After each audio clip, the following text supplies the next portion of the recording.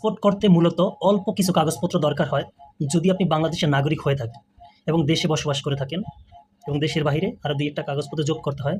যদি আপনি বাংলাদেশে বসবাস করেন এবং বাংলাদেশের নাগরিক হয়ে থাকেন, তাহলে আপনি তাদের অনলাইন পোর্টালে চলে যাবেন। অনলাইন পোর্টালে যাওয়ার পরে আপনি ই-পাসপোর্ট লিখে সার্চ করবেন, একটা লিঙ্ক চলে আসবে।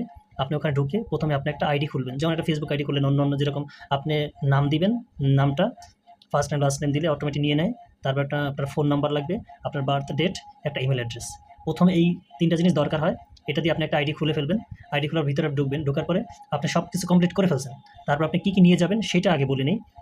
আপনি প্রথমে ই-পাসপোর্টের আবেদন ফর্ম, একটা আবেদন ফর্ম আছে, এই একটা মাস্ট। এটা আবেদন করার পরে ওখান থেকে ডাউনলোড করে রাখবেন, অথবা যদি ওই যেই মেইল দিয়ে আপনি আবেদন করছেন বা আইডি খুলছেন ওই মেইলে 2টা ফর্ম চলে যাবে। আর যেটা মানি রিসিট বা আপনি যদি অনলাইনে পেমেন্ট করেন সেটা রিসিটটা আপনি ডাউনলোড দিয়ে নিতে হবে। তাই হলো ফর্মে পাসপোর্ট আবেদন ফর্ম পাসপোর্টের। তারপরে একটা হলো রেজিস্ট্রেশন ফর্ম, যে আপনি অ্যাপ্লিকেশন সাবমিট করছেন সেটার একটা আলাদা একটা ফর্ম আছে। এই 2 নাম্বার 2টা ফর্ম। তারপরে নিতে হবে আপনার যে আপনি পেমেন্ট করছেন, সেটা যদি আপনি অফলাইনে ব্যাংকে পেমেন্ট করে থাকেন সেটার মানি রিসিট, অথবা যদি অনলাইনে করে থাকেন অনলাইনের মানি রিসিট। এগুলো 3টা পেপারস হইছে। একটা হলো আবেদন ফর্ম, একটা সাবমিট করছেন সেটার একটা ফর্ম, একটা মানি রিসিটের ফর্ম। এই 3টা মাস্ট বি নিতেই হবে, নাহলে আপনার করতে পারবেন না, পাসপোর্ট করতে পারবেন না। আর দ্বিতীয় নাম্বার হলো আপনার এনআইডি কার্ড।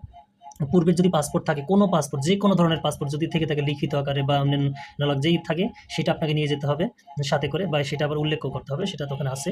তাহলে আপনি পাসপোর্ট থাকলে, পাসপোর্ট নেওয়ার যদি না থাকে, আপনি এনআইডি কার্ড নিয়ে যাবেন সাথে করে। এবং সবসময় খেয়াল রাখবেন আপনার যেই নামগুলো আপনার বাবা মার এবং আপনার লিগ্যাল গার্ডিয়ান থাকবে, সেই যে আপনার রেফারেন্স বলতে যেমন আপনাকে কন্ট্যাক্ট নাম্বার আলাদা একজনের দেওয়া লাগে, ভাই বোন রিলেটিভ যা দেন সেটা থাকবে।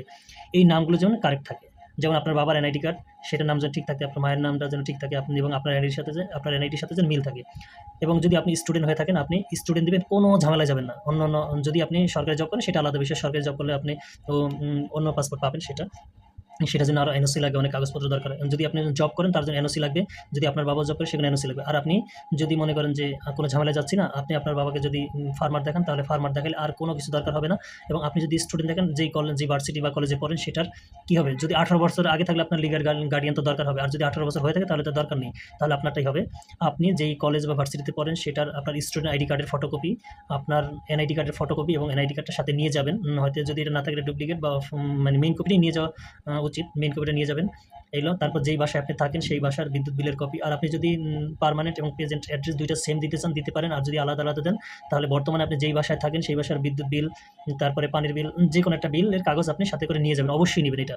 তাহলে কয়টা কাগজ অবশ্যই নেবেন আপনি 3টা ফর্ম পাবেন, যেখানে আবেদন করবেন সেখান থেকে, ওদের পোর্টাল থেকে অনলাইন রেজিস্ট্রেশন ফর্ম, আর সাবমিট করবেন যেটা এটা, আর মানি রিসিট, এগুলো 3টা। তারপর একটা এনআইডি কার্ডের ফটোকপি 4টা, আপনি স্টুডেন্ট দিলে স্টুডেন্ট আইডি ফটোকপি, তাহলে 5টা। এই 5টা তো অবশ্যই আপনি নিয়ে যাবেন, কোনো ভুল এতে হওয়া যাবে না। যদি আপনি কোনো রকম ভুল করেন তার জন্য আপনি দায়ী থাকবেন।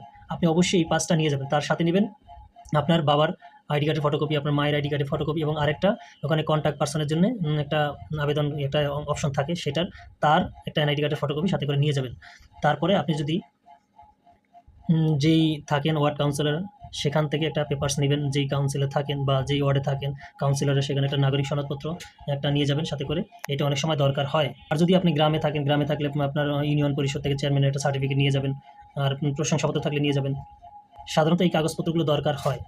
আর যেই 5টা বললাম ওই 5টা দিয়ে অনেক সময় হয়ে যায়, এবং যদি আরও অতিরিক্ত দরকার হয় তাহলে এই কাগজপত্রগুলো সাথে করে নিয়ে যাবেন অবশ্যই। আর প্রসেসিংগুলো দেখাবো ইনশাল্লাহ।